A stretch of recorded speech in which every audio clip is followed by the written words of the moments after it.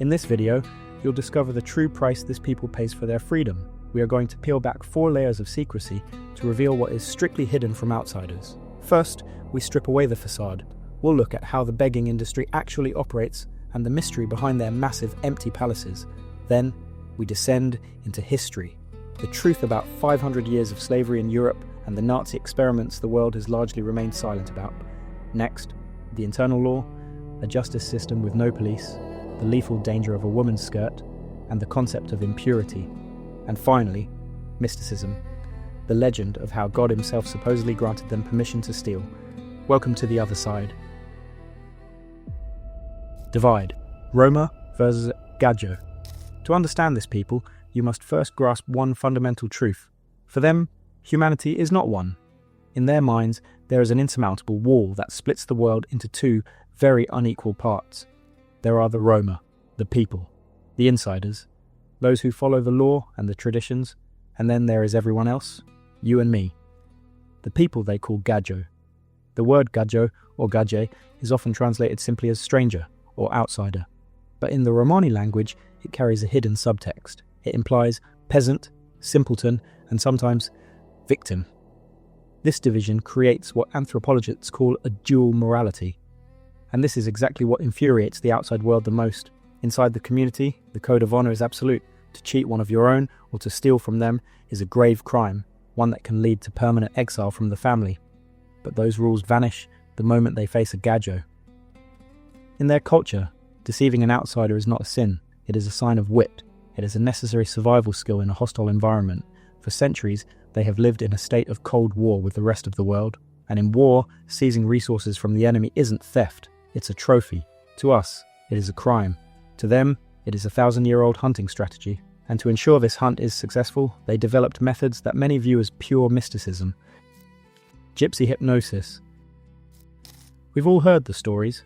You step out of your house, you run into a gypsy fortune teller, and an hour later, you wake up to realize you've voluntarily handed over all your cash and jewelry.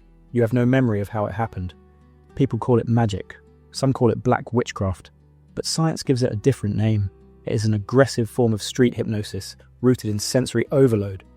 They were practicing the principles of neuro-linguistic programming, NLP, centuries before psychologists ever coined the term. The technique is frighteningly simple yet effective. The primary goal is a pattern interrupt, an unexpected question, a sudden touch, unwavering eye contact, and a rapid unbroken stream of speech. In that moment, the victim's brain goes into shock. It simply cannot process the influx of information and freezes, much like an old computer crashing, and in that split second of confusion, she seizes control. She becomes the only voice your brain is willing to obey. They often rely on the ultimate leverage, primal fear. Phrases like, "I see death in your family line," or "there is a terrible curse on you," instantly bypass critical thinking, even in highly educated people. This isn't magic. It is predatory psychology honed over generations, and that is precisely why it works so flawlessly. Cult of gold. Another striking marker that instantly identifies this people is the incredible amount of gold. Massive chains as thick as a finger, heavy rings, and of course the famous gold teeth. To the outsider, this often looks like kitsch, a vulgar attempt to show off or throw dust in people's eyes. But if you look past the aesthetics, you are looking at the most pragmatic financial system in history. Consider their lifestyle. They are nomads. For centuries, they had no stone houses with wall safes. They had no access to banks. And truthfully, they never trusted the banking systems of the Gajou anyway. The only vault a Romani man trusts is his own body. The philosophy is simple. Everything you own, you must be able to wear. If the camp has to pack up and flee tomorrow, your capital moves with you. Gold is the ultimate universal currency. It is accepted everywhere. If you need to urgently bribe the police, pay off a border guard, or simply buy food during a famine, a ring slides off a finger and instantly converts into resources. That is why gold teeth are rarely just about decoration. They are a public declaration of solvency. When a man smiles, he is literally flashing his bank statement. It is a signal to his tribesmen. I am successful, I have a safety net. It is a credit score that cannot be frozen, confiscated, or lost, so long as you are alive. Palaces in the slums. If you have ever driven through Romania, Bulgaria, or the outskirts of certain Russian cities, you have seen this surreal landscape. Amidst dilapidated fences and sinking village shacks, literal castles suddenly rise from the dirt. Massive mansions, 3 or 4 stories high, dripping with columns, turrets, lion statues, and roofs clad in intricate metalwork. This is so-called Gypsy architecture. It is a style with no rules, except one: make it look expensive. But behind these facades lies the deep psychological trauma of a people. For centuries they lived in tents and wagons, forbidden from owning land. Now that money has flowed in, a mechanism of hyper-compensation has triggered. These palaces are a scream to the world. Look at us. We are no longer homeless. We are kings. It is an endless competition. If your neighbour builds 3 floors, you are obligated to build 4, or lose all respect in the eyes of the community. However, here lies the most startling paradox. In 90% of these cases, those grand halls with marble staircases are absolutely empty. The windows on the upper floors are often missing glass, and the furniture stands wrapped in factory plastic for years. The owners of these palaces rarely live in them. The Baron and his family often huddle in a small, warm annex or a summer kitchen in the backyard. They sleep in a single room, just as their ancestors did in tents. Heating the giant palace is too expensive, and to them, pointless. The house is not for living. It is a stage set. It is a monument to success, unlocked only for major events, a wedding or a funeral to dazzle the guests. For the rest of the year, the palace stands as a cold, dark monument to human vanity. Business of begging. For many Roma clans, begging is not an act of desperation, nor is it a cry for help. It is a precision-engineered industry. It is a job, with shifts and schedules just like a factory floor. What you see in the subways or near tourist landmarks is purely theatre. Behind every woman with an outstretched hand operates a rigid criminal hierarchy. The most lucrative turf has long been divided up.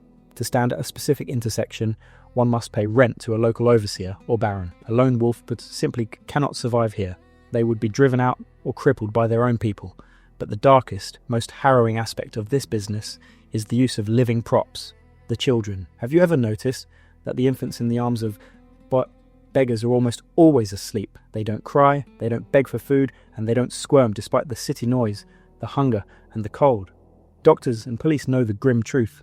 These children are often drugged with alcohol or strong sedatives to keep them motionless all day, maximizing the pity of passers-by. Here, a child is not a human being. They are a marketing tool. The sicker and more miserable the child looks, the higher the profit margins. Often, the child is not even related to the woman holding him. He may have been simply rented for the day from a poorer family in exchange for a cut of the daily take. Education is a threat. The official statistics paint a catastrophic picture. In many traditional communities, children barely finish elementary school, and girls are often pulled out of class by the age of 12. To the outside observer, this looks like backwardness, laziness, or parental negligence. But here is the uncomfortable reality. This is not a failure of parenting. It is a deliberate, calculated strategy of self-preservation. To an orthodox Romani family, the public school system is enemy territory. It is an engine of assimilation. It is a factory designed to turn their children into Gadjo. It is where they are taught to obey foreign laws, honour foreign history, and adopt foreign values. The fear of the elders is simple and pragmatic. If a child gets too much education, they will inevitably leave. They will get an office job, marry an outsider, and grow ashamed of their roots. Education is the exit door from the clan, and parents deliberately slam that door shut. This doesn't mean the children aren't learning. They are simply on a different curriculum. From a young age, a boy attends the University of Survival. He learns how to barter, how to assess scrap metal, how to fix cars, and how to read human psychology. A girl learns the strict laws of ritual purity and household management. By cutting off the path to a mainstream career, the clan guarantees loyalty. Without a high school diploma, a young man has no choice. He has nowhere to go but back to the family. Ignorance of the outside world becomes the glue that holds the nation together. Invisible. Roma. We assume we can spot a Romani person a mile away. The colourful skirts, the loud demeanour, the distinctive features. But this is a classic case of survivor bias. We only notice those who live the traditional marginalised lifestyle on the fringes of society, but there is a vast, silent layer of invisible Roma. These are your doctors, teachers, lawyers, engineers, and famous actors. People who have fully assimilated, earned university degrees, and risen to high positions. You interact with them every day, never suspecting their heritage. Charlie Chaplin, Elvis Presley, Yul Brynner, they all had Romani roots, yet the world remained largely unaware of it for decades. For someone who breaks away from the camp, the primary survival strategy is mimicry. They change their surnames, they hide their ethnicity even from close friends. The reason is simple and cynical: the stigma. The stereotype is so toxic that admission is often professional suicide. If a brilliant surgeon reveals he is Romani, half his patients might hesitate to go under his knife. If a banker admits to his roots, clients might quietly withdraw their funds. This creates a tragic paradox. Society accuses the Roma of refusing to work or study. But the moment a Romani man actually starts working and studying, he stops calling himself Romani in order to survive. As a result, we see only the beggars, while the brightest and best of the nation remain invisible to us. DNA verdict. For centuries, their origins were one of history's great riddles. Europeans called them gypsies because they mistakenly believed this dark-featured people hailed from Egypt. The Roma themselves kept no written chronicles, so for a long time, their past seemed lost forever. But the answer was always hiding in plain sight, in their language, and more importantly, in their blood. Modern genetics finally settled the centuries-old debate. Massive DNA studies conducted in recent decades provided an undeniable answer. The ancestral homeland of all Roma is India. Scientists were even able to pinpoint the specific location on the map. It is the northwest of the country, the modern states of Punjab, Rajasthan, and Haryana. Genetic analysis revealed a startling phenomenon known in biology as the founder effect. Research showed that the millions of Roma alive today, from Brazil to Russia, are all descendants of one single very small group, approximately 1,500 people. About 1,000 years ago, for reasons still unknown, this small clan broke away from Indian society and began their endless march to the west. Crucially, they did not dissolve into the nations they passed through. They preserved their unique genetic code. So, when you hear Romani spoken in a European market today, you are essentially hearing a distant echo of ancient Indo-Aryan languages, the same roots spoken by the ancestors of modern Indians. Cost of Untouchables genetics answered the where, but to understand the psychology of this people, we must answer the who. Who were their ancestors back in their homeland? Linguistic analysis hands us the key. The very word Rom, which they use to describe themselves, is considered by most historians to be a direct evolution of the Sanskrit word Dom. The Dom is a caste that still exists in India today, but they were not warriors, and they were not priests. They were the untouchables, the Dalits, the absolute bottom of the complex social hierarchy of ancient India.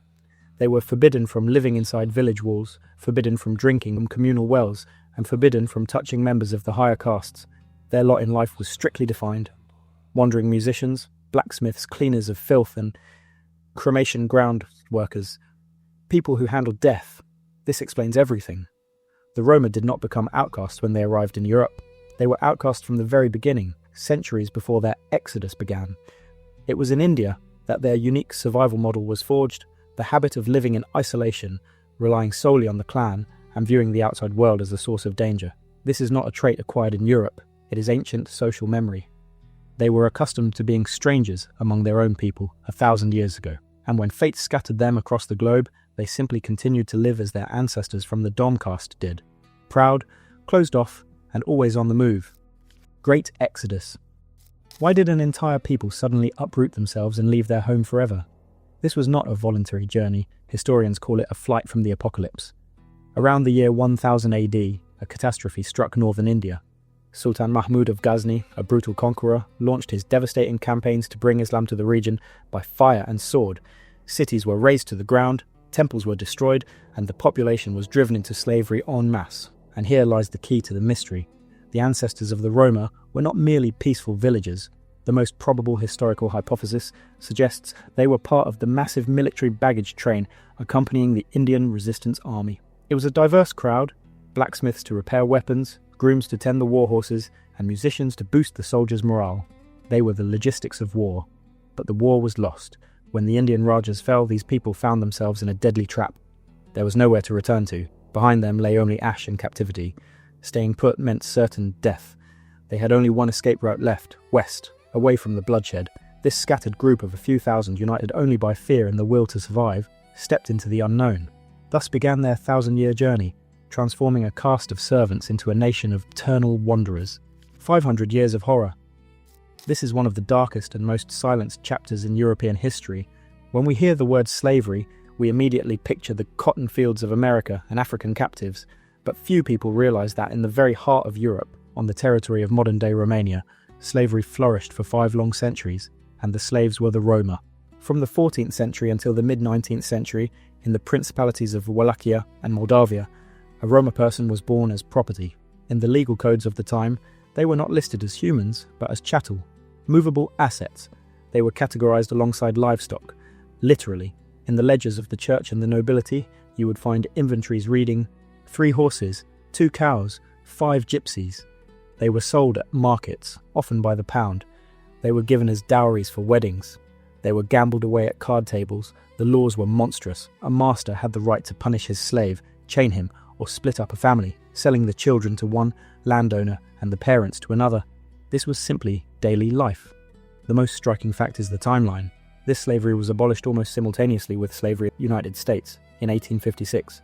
But while the entire world knows the American tragedy, history has chosen to conveniently forget the Roma slavery, and when they were finally freed, a catastrophe ensued.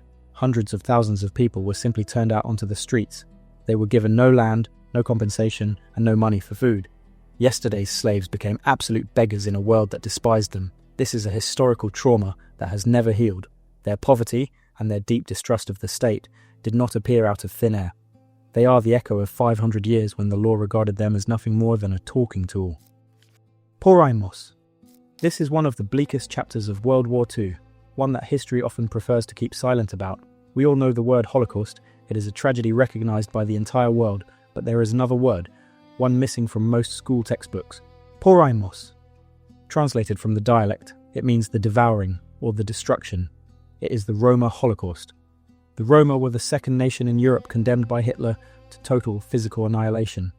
They were not killed for their political views. They were not killed for resistance. They were killed solely for the crime of being born. Here lies the twisted irony of Nazi ideology. The Germans sought their roots in India, calling themselves Aryans.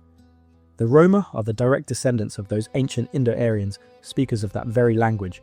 By the logic of the Reich, they should have been the elite. But Nazi scientists declared that over centuries of wandering, their blood had been tainted.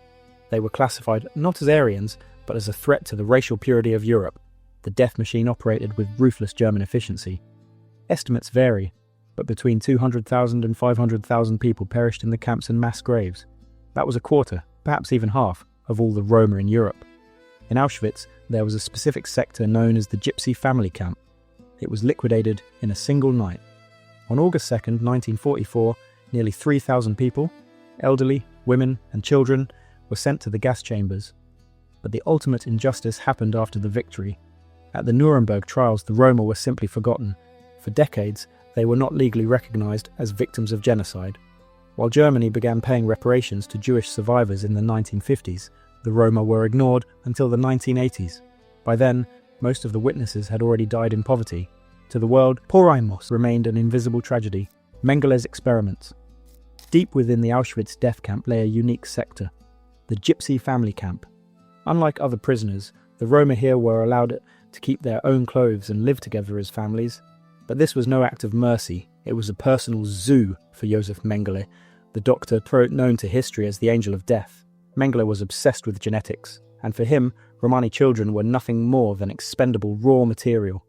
He was fixated on a specific anomaly often found among the Roma, heterochromia, the condition of having 2 different coloured eyes. For Nazi science obsessed with the concept of the master race and blue eyes, this was a biological riddle Mengele was determined to solve at any cost. Inside his laboratory, a living nightmare unfolded. He attempted to chemically alter the eye colour of living children. He injected adrenaline and blue dye directly into their eyeballs without a single drop of anaesthesia. The children screamed in agony. They went blind.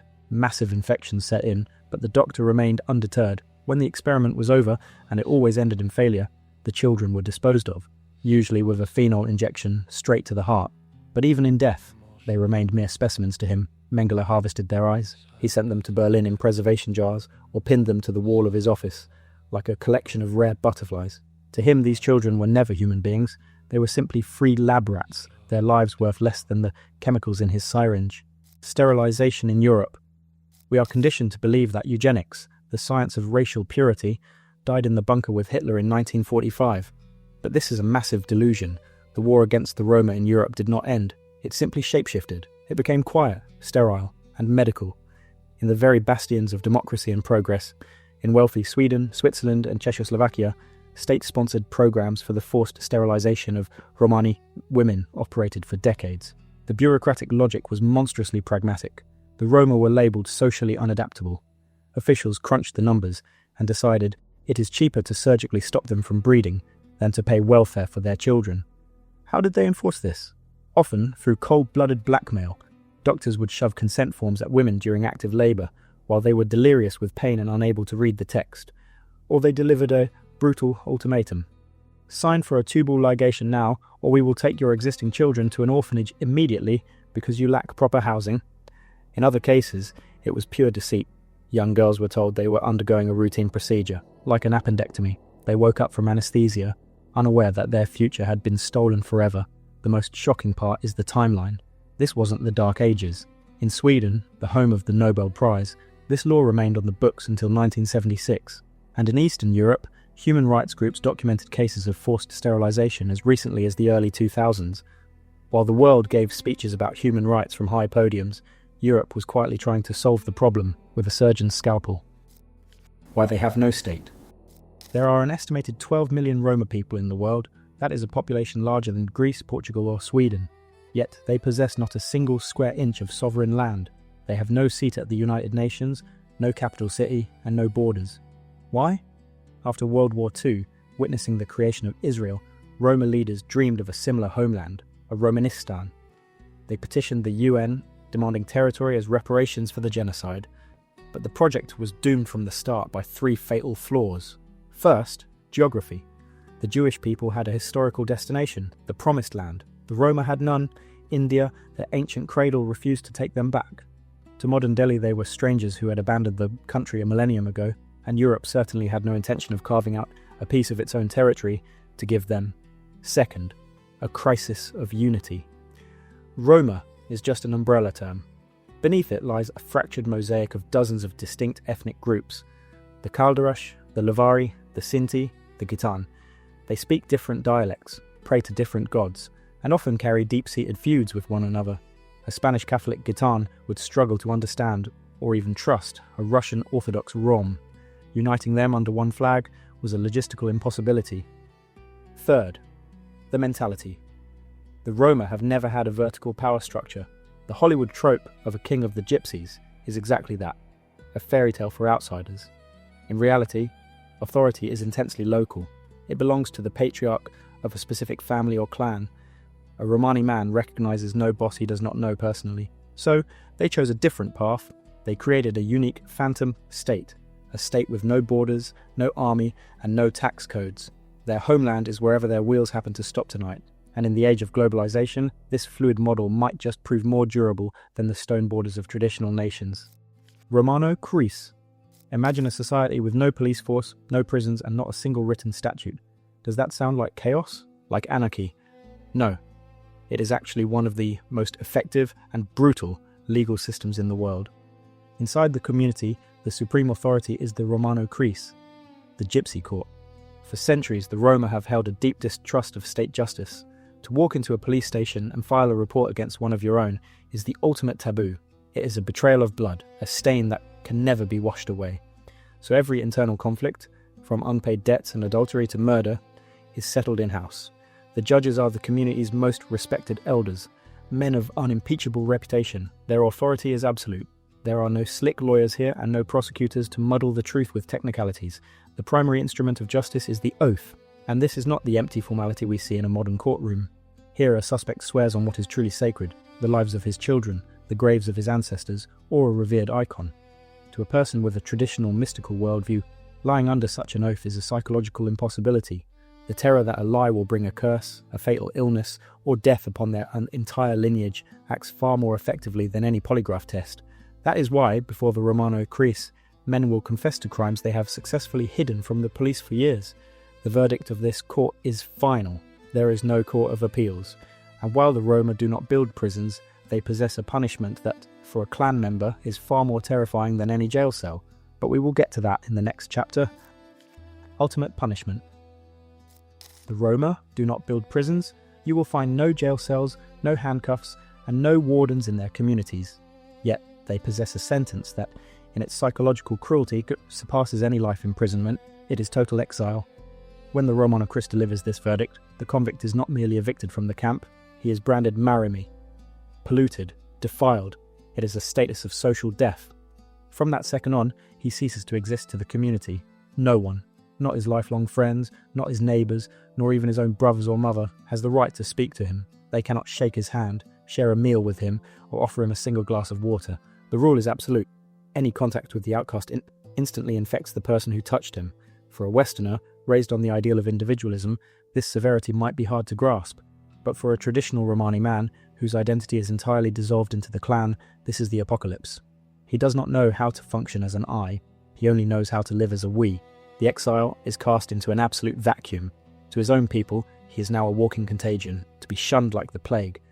To the outside world, he remains just another gypsy, one whom nobody is waiting for with open arms. He stands alone against a hostile universe. It is an execution without a drop of blood spilled, yet it breaks the human psyche faster and more violently than any physical torture. Concept of Marime. Many outsiders view the Roma as an unkempt, even dirty people. They see the mud in the camps, the dust on the roads, and the rough outdoor living. But this is a colossal misconception. The paradox is that their internal laws of hygiene are far stricter than yours or mine. At the core of their worldview lies the concept of marime. The word translates as filth or defilement. But this is not physical dirt that can be washed away with soap. This is ritual impurity, a spiritual contamination. For a traditional Rom, the universe is sharply divided into vujo, pure, and marime, impure. The primary border runs directly across the human body, the waist. Everything above the waist, the head, the heart, the hands, is considered pure. Everything below the waist is considered dirty, shameful, and a source of pollution. This rule dictates a daily routine that seems absurd to us. Never, under any circumstances, can a man's shirt and a woman's skirt be washed in the same water. The woman's skirt belongs to the lower world, it instantly defiles the upper world of the man. A shoe must never touch a table. You cannot begin eating without washing your hands if you have even touched your own trousers. Marime is contagious. Like radiation, if a pure object touches an impure one, it does not become clean. It becomes marime itself. It must be thrown away or destroyed. And here lies the unexpected answer to why they often look at us, the Gajou, with disgust. In their eyes, we, people who throw our socks and our face towels into the same washing machine drum, are hopelessly defiled. To them, we are not just culturally different, we are a walking biohazard, taboo of the lower body. The most recognisable element of the Romani image is the voluminous floor-length skirt. We tend to view this as mere folklore or a love for vibrant fashion, but these skirts are not decoration, they are a protective shield, a quarantine zone. According to the law of Marime, the female lower body possesses a colossal, almost radioactive power of defilement. It is considered impure to an absolute degree. This is why a Romani woman's legs must be hidden down to the very ground. No one must see even her ankles. The rules reach extreme lengths. In a traditional home, a woman is forbidden from ascending to the second floor if men are present on the ground floor. She has no right to walk above them. To do so would invert the sacred hierarchy and spiritually pollute the men below. But hidden within this rigid taboo lies a startling paradox. This system hands the otherwise powerless woman a terrifying weapon. Any Romani woman holds the power to instantly destroy the social status of any man, even the most respected baron. In a fit of rage, she need only strike him with the hem of her skirt or throw her shoe at him. In that split second, the man becomes marime. It is a life sentence. He is contaminated. From that moment, he cannot sit at the same table with decent men. His word is worthless. He is expelled from the inner circle. To wash off the touch of a woman's skirt requires months of humiliation, complex rituals, and a fortune paid to the council of elders. Men live in a constant subconscious fear of this power. The distance kept between the sexes is not just etiquette, it is a safety protocol. Cult of virginity. In today's world, where moral boundaries are blurred, the laws of the gypsy family seem like something from the depths of the Middle Ages. But this is precisely where the foundation of their survival lies. The most important asset of any gypsy family is not gold or horses, it is the honour of their daughters. The cult of virginity is elevated to an absolute here. That is why marriages are arranged so early, often at 13, 14 or 15 years of age. To the outside world, this seems barbaric, but for a gypsy father, it is a pragmatic safety measure. The logic is simple. The less a girl lives in the adult world, the less risk there is that she will be spoiled or stolen. Marrying off a daughter early means guaranteeing that she will be pure when she is given to her husband. The culmination of this cult comes on the wedding day. It is not just a celebration, it is a public tribunal. In the midst of the festivities, the newlyweds are sent to the bedroom. The oldest women of both families wait outside the door. They are waiting for proof. The famous honour-bearing ritual is the display of a sheet or shirt with bloodstains. This trophy is carried into the hall on a tray strewn with red flowers or ribbons. The guests rejoice and kiss the bride's father's hands. The deal is done, but if there is no proof, the wedding stops instantly. It is a disaster of biblical proportions. The bride's family is covered in eternal shame, and people stop greeting them. But the main thing is economic ruin. The father is obliged to return the kalim to the groom's family. A huge ransom paid for the bride, often double the amount. For this people, the loss of virginity is not a personal tragedy. It is the bankruptcy of the entire clan. Baron, myth or reality? The phrase gypsy baron is firmly embedded in our cultural consciousness. We tend to picture a godfather figure sitting on a golden throne, ruling over a criminal empire. But the reality is far more prosaic and far more interesting. In truth, the Roma never held aristocratic titles. The word baron is actually a linguistic accident that stuck. In the Romani language, the head of the clan is called the baro. Translated literally, it simply means the big one, the big man, the respected one. Europeans heard baro, added an N to the end, and created the baron we know today. So, who is this man really? He is not a king who demands blind obedience. Think of him instead as a crisis manager, a banker, and a head diplomat rolled into one. His power rests on two pillars: authority and cash. The baron is a professional fixer. If a Romani man is arrested, the baron goes to the station to buy his freedom. If a blood feud erupts with another family, the baron drives out to negotiate the truce. He is the sole interface between the closed world of the camp and the hostile machinery of the state. In exchange for this burden, he controls the obstjak, the clan's communal treasury. A tithe from every income stream, whether legal or criminal, flows directly to him. This explains why their homes look like palaces. It is not just personal vanity. The house acts as the gold reserve for the entire camp. If disaster strikes, the baron is obligated to open the safe and pay. But the moment he shows weakness, loses his business instincts or bankrupts the treasury, he will be dethroned overnight. Among the Roma, there is no divine right of kings. There is only the cold authority of strength and money. Role of women. To the outside observer, the Romani family appears to be a rigid, almost medieval patriarchy. The woman always walks one step behind her husband. She has no right to interrupt a man. She hauls the heavy bags and carries the children, while her husband strolls ahead, unburdened, with a cigarette between his teeth. But this is merely a facade for the eyes of strangers. Inside the camp, a completely different calculus of power applies. In reality, the Romani world rests squarely on female shoulders, and the reason is banal: money. In a traditional family, an unspoken rule prevails. The man is the status. The woman is the provider. Male business, trading cars, scrap metal, or horses, is a high-risk venture. Today, a jackpot, tomorrow, empty pockets. But the woman is obligated to put food on the table every single day. This is why fortune-telling and begging are exclusively female trades. They generate a stable cash flow that never dries up. From the age of 5, a girl is taught not literacy, but street psychology. How to approach a target, how to break the ice, and how to trigger instant pity or fear. This creates a fascinating paradox. The man may be the head of the clan, he may pass judgment in the court, his word may be law, but the purse strings are held by his wife. She manages the budget, she decides the spending, and she ensures the survival of the next generation. That is why the elderly mother, the matriarch, is often the most powerful figure in the house, a figure before whom even the most formidable men fall silent. Secret of names. Ask any Romani man on the street what his name is, and he will answer without hesitation: Ivan, Michael, Dmitri. But do not be fooled. You have learned absolutely nothing. You have merely heard a sequence of sounds designed for your ears. This people employs a complex dual naming system that operates exactly like military-grade encryption. The first name is the passport name. It is for the state, for the police, the taxman, the school teacher, and for us, the Gadjo. This name is simply a mask, a legal decoy. They change these names frequently, often holding multiple passports with different surnames. It is a centuries-old survival instinct. If the authorities come hunting, they should be hunting a ghost, a person who does not legally exist. But there is a second name, the true name, given at birth within the community, often in their own language or honouring an ancestor's nickname. This name is reserved strictly for the inner circle: parents, brothers, and camp neighbours. There is deep mystical significance here. To a Rom, a name is not just a label, it is a tangible vessel for the soul and destiny. According to their beliefs, he who knows your true name holds dominion over you. A curse, the evil eye, or a hex can only latch onto a person through their name. Therefore, hiding it from strangers is not just a trick, it is a spiritual firewall. Moreover, this game of names continues throughout life. If a Romani child falls gravely ill, the parents may perform an ancient rite of renaming. They give the child a brand new name to deceive the demon of sickness. The logic is simple: death comes looking for Yoshka, but finds Baro in the crib instead.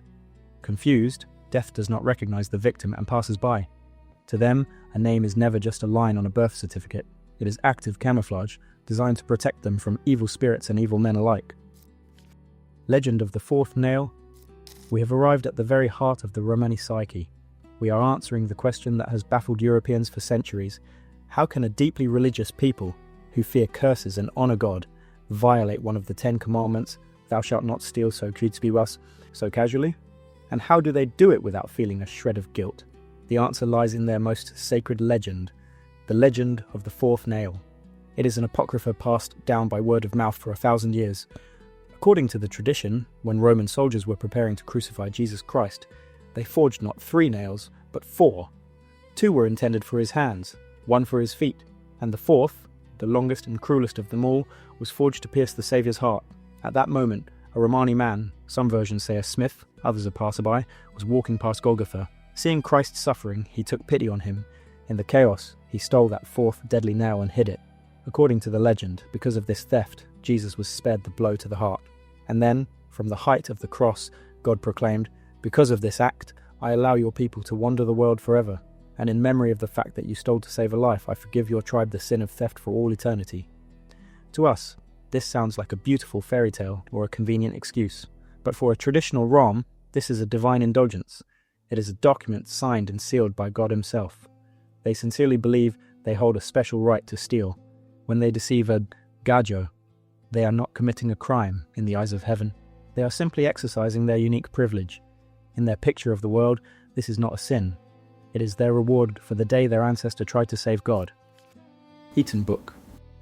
The Jews have the Torah, the Christians have the Bible, the Muslims have the Quran, the Roma have nothing, not a single sacred text, not one written chronicle in 1,000 years of history. Why would a people with such a rich culture refuse to commit it to paper? They have an answer. It is a beautiful and ironic legend that explains their mentality better than any textbook. Tradition says that when God was distributing laws to the nations, he wrote the wisdom for the Roma not on eternal stone, nor on durable parchment. He wrote it on cabbage leaves. God wanted to show them that their life should be light, organic, and natural. But then, disaster struck. A donkey wandered into the camp, or, in the grimmer version of the story, the Great Famine arrived, and the Roma had no choice. They ate their book of life.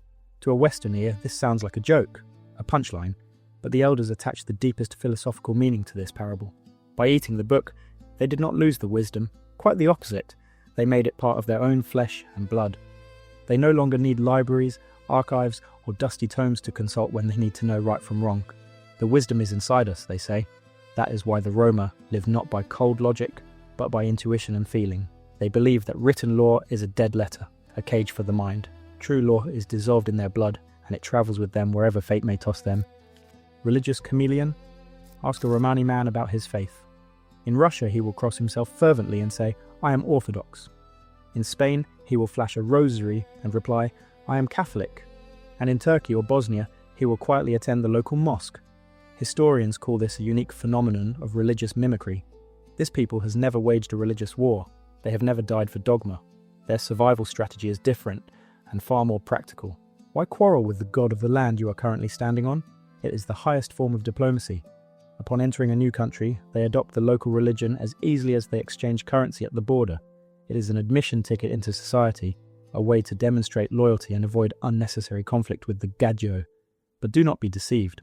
This adoption is often superficial, like a coat that can be changed when the weather turns.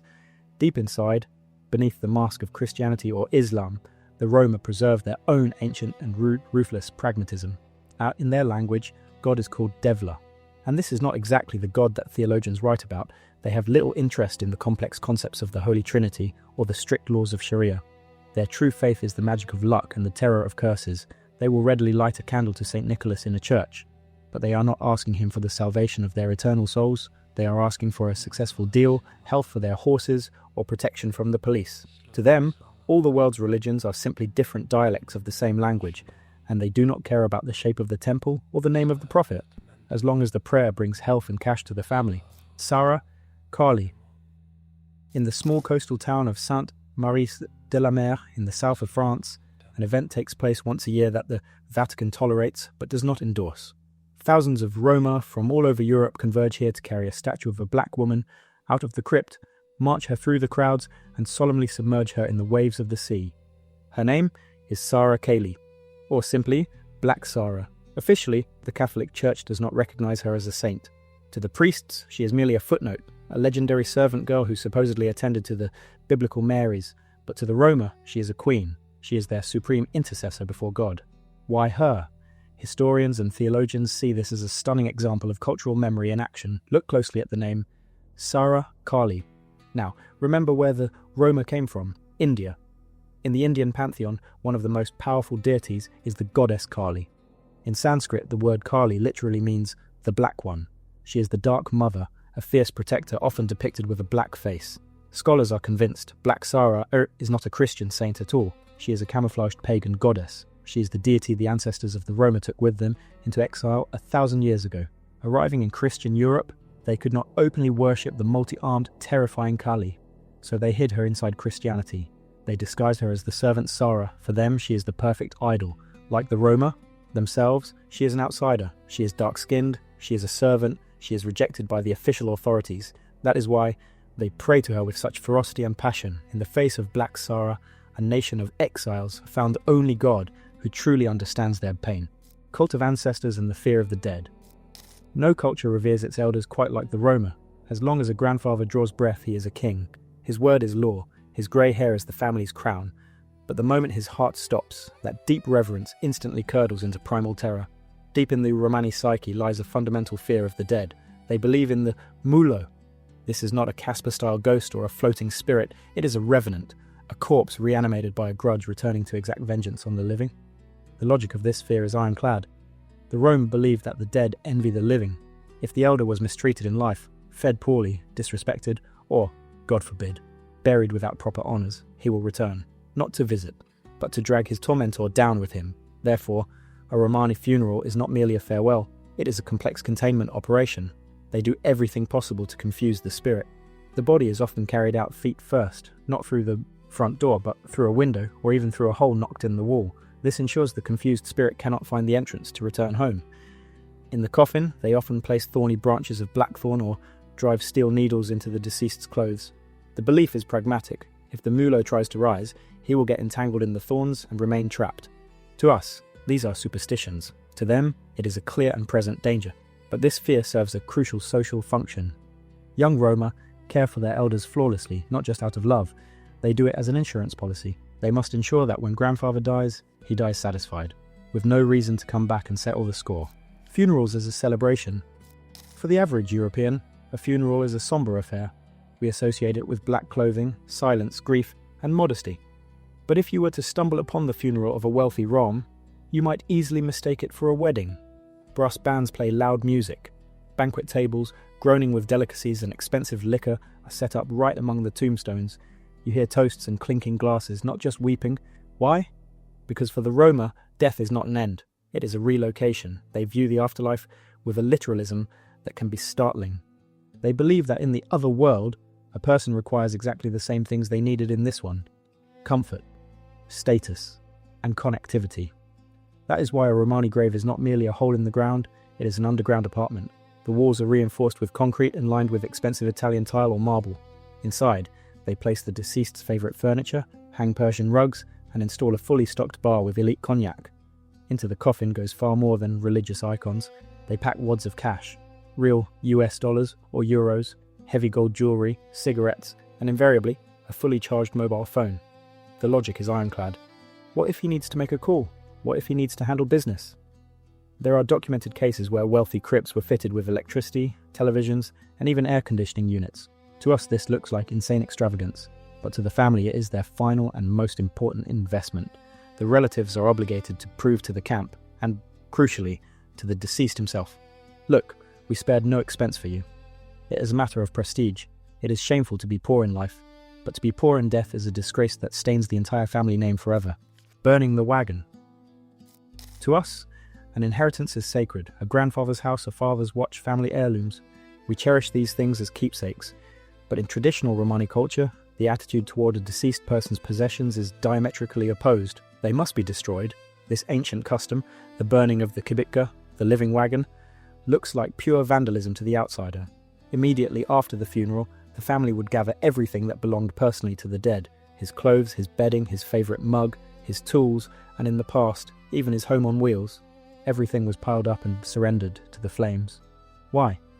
Once again, the law of Marime and the fear of the dead are at work. Death is viewed as the source of the most potent, concentrated pollution. The moment the soul leaves the body, everything the person was attached to becomes infected. The objects become mystically radioactive. But there is a second, more sinister reason. Possessions are anchors. The Roma believe that the spirit of the deceased, the mulo, is tethered to his favourite objects. If you keep his favourite armchair or his smoking pipe, you are literally inviting the ghost to return to the house. You are giving him a reason to linger among the living. Fire is the only way to sever this bond. By burning the wagon, the family is not just destroying trash.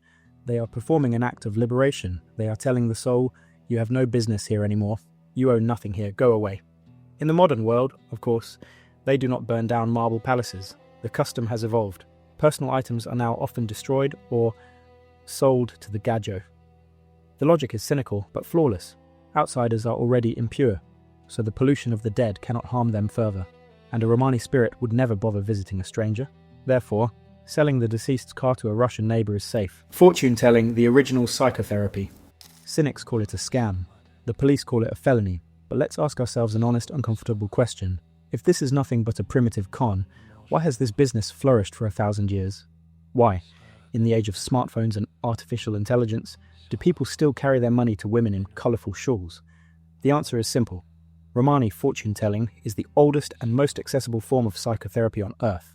Think about when a person visits a fortune-teller. Never when they are happy. They go when a marriage is crumbling, when children are sick, when the fear of tomorrow becomes unbearable. They are seeking a cure for anxiety, and the fortune-teller delivers that cure.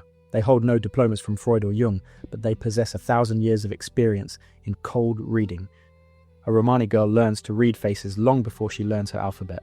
She sees what we try to hide, the micro-expressions, the trembling of hands, the uncertain glance. She operates as a mirror. She vocalizes your secret hopes. Your husband will return, the sickness will pass, money is coming. From a scientific perspective, this is the placebo effect. From the client's perspective, it is a miracle. The customer is not paying for the truth. They are paying for stress relief. They are paying for an authority figure, someone with magical power, to take their hand and firmly say, everything is going to be all right.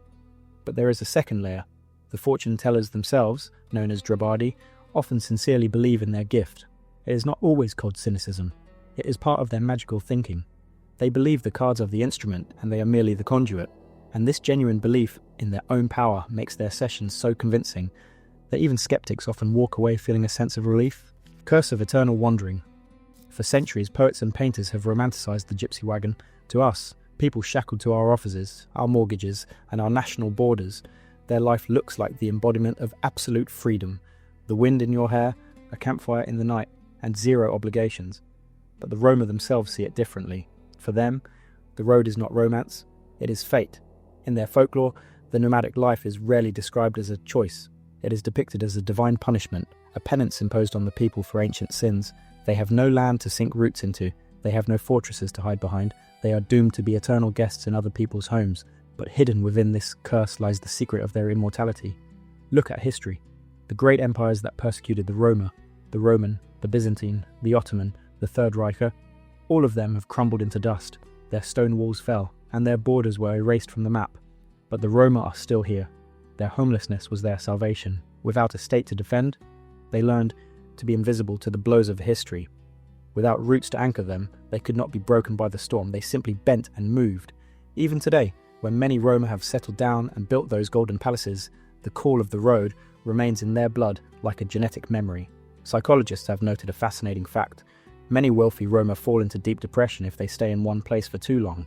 They become physically ill within 4 walls. For them, being sedentary is a little death. Stability is stagnation. They are perhaps the only people on earth who have grasped a terrifying but magnificent truth. The only thing in this world that truly belongs to you is what you can carry in your hands when the sun rises and it is time to leave again. Paradox of survival. And so, we arrive at the finale of our investigation. we face the ultimate paradox of this people. Look back at the history of Europe over the last 1,000 years. Great empires have vanished, mighty kingdoms have been wiped off the maps, nations possessing armies, navies, stone fortresses, and academies of science have dissolved or been destroyed. Yet the Roma people remain. They never had an army to defend themselves. They possessed not a scrap of land to retreat to. They had no written script to pass knowledge down to their descendants. By all the laws of historical logic, they should have vanished, assimilated, or perished back in the Middle Ages. But they are here. They have preserved their language, their faith, their laws, and their identity. A Romani man from Brazil can understand a Romani man from Russia, even though an ocean and centuries of separation divide them. What is the secret? It is hatred. The very rejection by the outside world became their lifeline. For centuries, surrounding nations built ghetto walls around them, but the Roma used those walls not as a prison, but as a shield. The hatred of the Gadjo forced them to forge themselves into a monolith. It taught them to trust only the family. It created that impenetrable capsule of tradition, one that cannot be destroyed from the outside because it is locked from the inside. We may judge their lifestyle, we may reject their laws, but we are forced to acknowledge one fact. Their survival strategy has proven to be one of the most successful in human history.